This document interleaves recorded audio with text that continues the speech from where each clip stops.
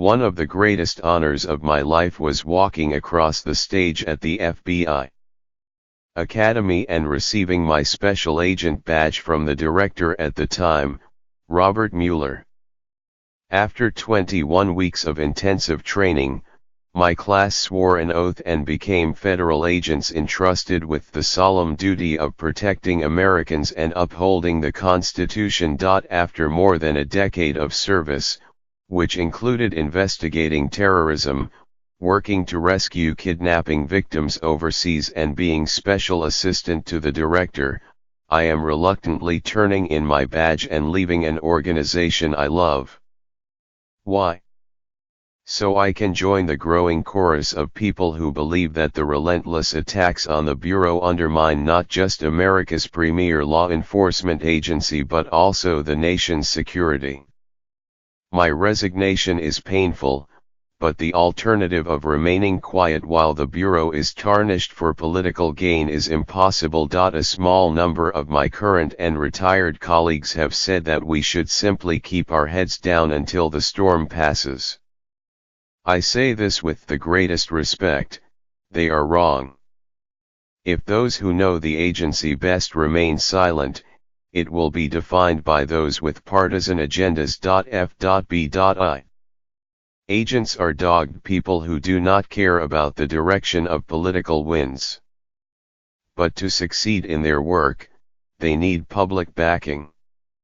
Scorched earth attacks from politicians with partisan goals now threaten that support, raising corrosive doubts about the integrity of the FBI that could last for generations. When the FBI knocks on someone's door or appeals to the public for assistance in solving crime, the willingness of people to help is directly correlated to their opinion of the agency.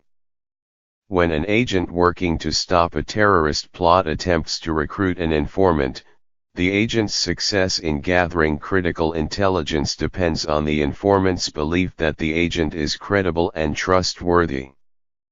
And, as the former director, James Comey, would frequently say in underscoring the importance of high standards, whether a jury believes an agent's testimony depends on whether it has faith in the Bureau's honesty and independence. To be effective, the FBI must be believed and must maintain the support of the public it serves. Do FBI agents make mistakes? You bet.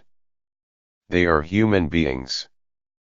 Because they are not infallible, the Bureau is subject to a robust system of checks and balances, including its Internal Affairs Division, the Department of Justice Inspector General, congressional committees and the courts. These watchdogs ensure that personal opinions regarding politics, causes, and candidates do not affect investigations. The system also provides an outlet for any investigator who suspects malfeasance on the part of the agency's leadership to make those concerns known. What, then, are we to make of the recent allegations of political bias at the FBI, particularly those involving two employees whose cringe-worthy text messages continue to threaten the agency's reputation? While it would be disingenuous to claim that those two are not at least guilty of exercising incredibly poor judgment, it would be equally disingenuous for anyone who really knows the modern-day Bureau to insinuate that the organization is plotting from within. Furthermore, a congressional memo released on Friday accuses the FBI and the Justice Department of abusing their surveillance powers to spy on a former Trump campaign advisor. But every statement of fact included in an affidavit for foreign intelligence collection must withstand the scrutiny of at least 10 people in the Department of Justice hierarchy before it is reviewed by an independent court.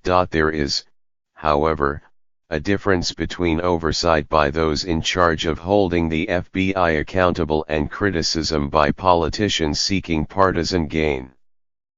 Political operatives are weaponizing their disagreement with a particular investigation in a bid to undermine the credibility of the entire institution. The system is rigged is their slogan, and they are now politicizing the Foreign Intelligence Surveillance Act process used to collect critical intelligence about our adversaries. The assumption among confused and dismayed FBI employees is that the attacks are meant to soften the blow should the investigation by Mr. Mueller, the special counsel, lead to additional charges. However, these kinds of attacks by powerful people go beyond mere criticism. They could destroy the institution.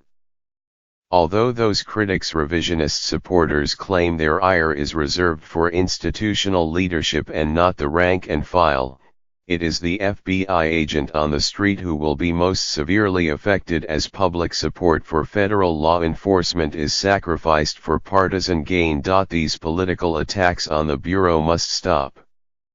If those critics of the agency persuade the public that the FBI cannot be trusted, they will also have succeeded in making our nation less safe.